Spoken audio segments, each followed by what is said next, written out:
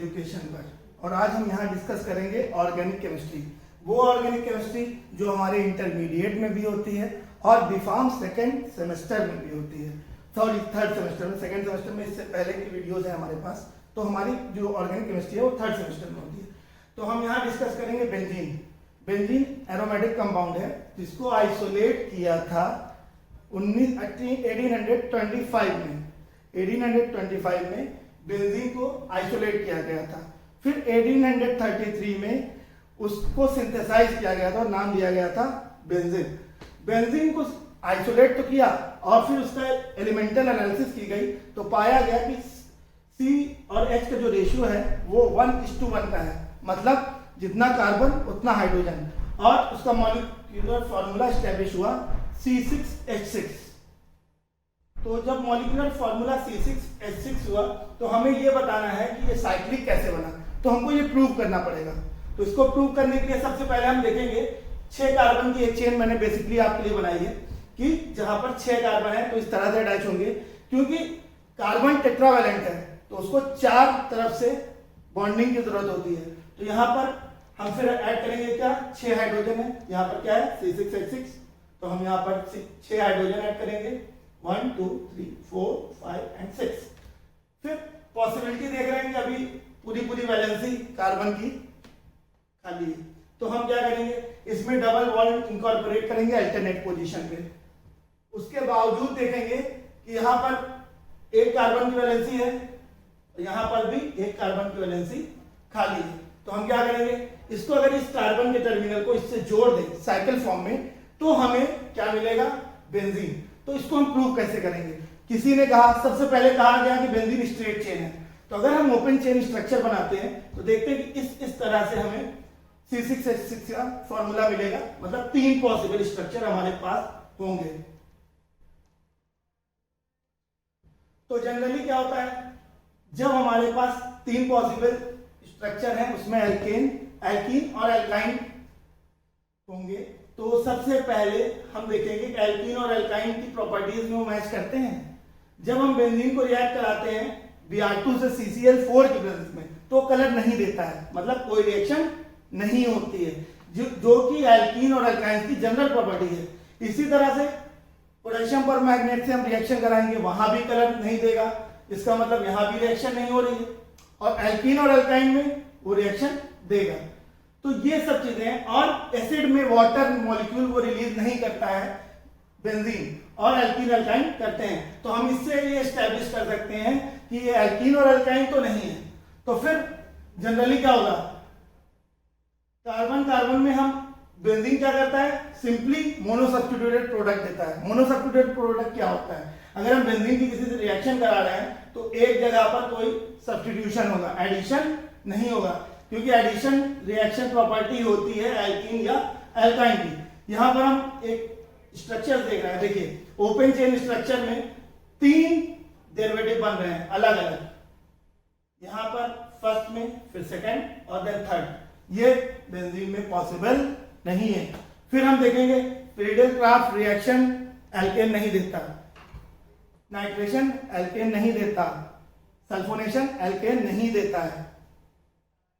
फिर केकुले आए, केकुले ने अपने स्ट्रक्चर को दिया 1865 में। उन्होंने भी सिंपली क्या कहा कि वो एक साइक्लिक प्रोडक्ट है लेकिन वो साइक्लो एल्केन है और उसका नाम दिया 135 साइक्लोहेक्साट्राईन।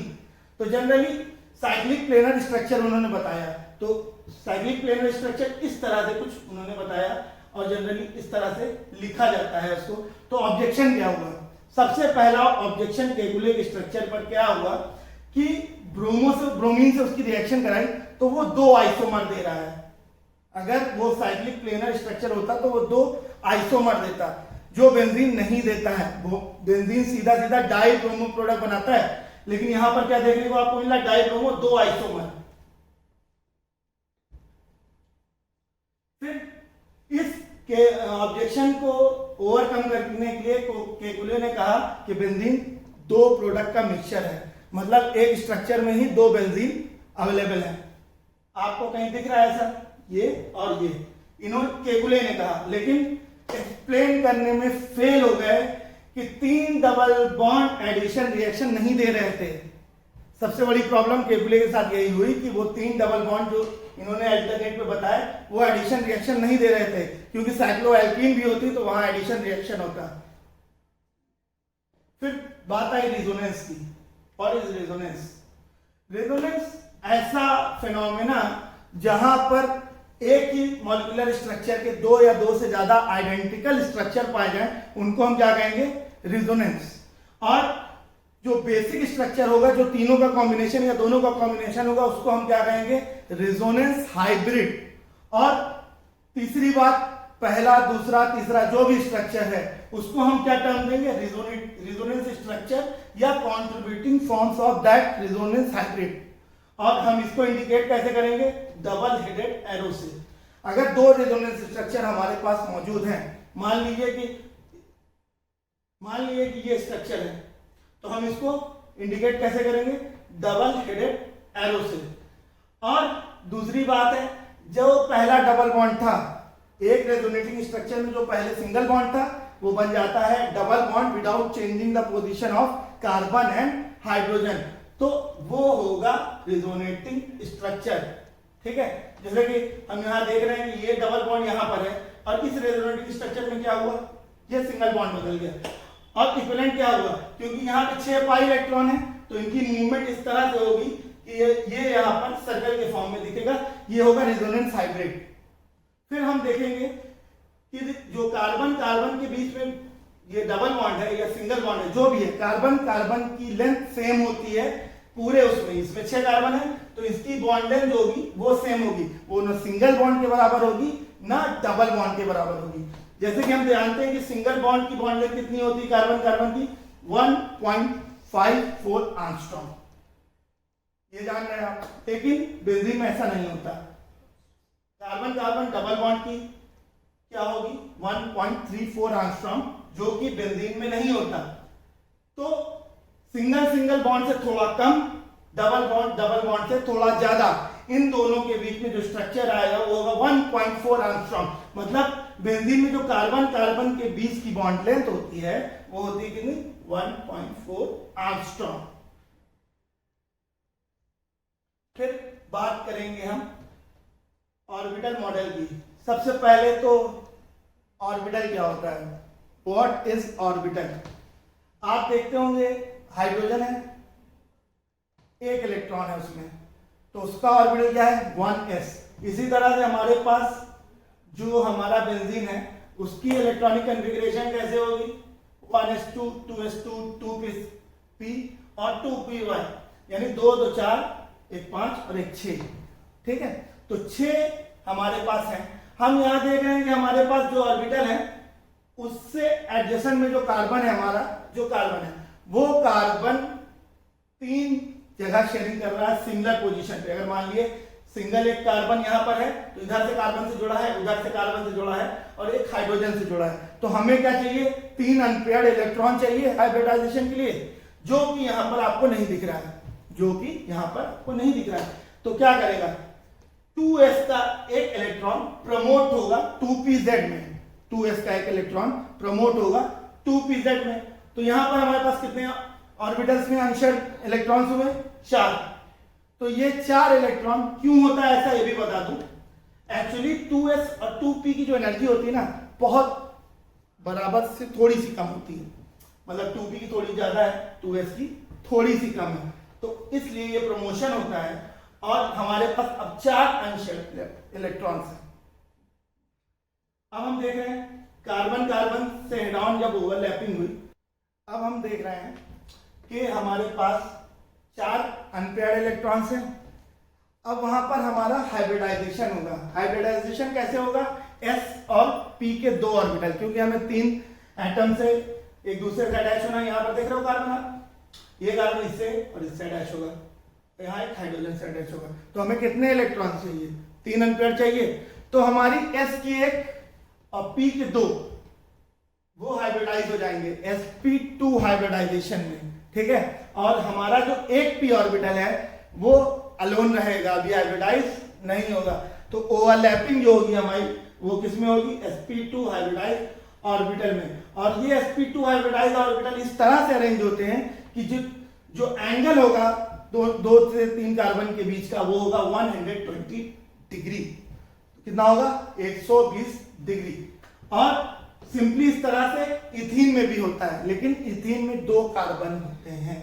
तो हम क्या देखेंगे कि जो भी बेंजीन में कार्बन है वो हेड ऑन ओवरलैपिंग होती है, इसलिए इसको हम सिग्मा ओवरलैपिंग भी कहते हैं, सिग्मा बॉन्ड कहते हैं। देखो C और H के बीच में सिग्मा बॉन्ड बना है, ये S और sp2 हाइब्रिडाइज है।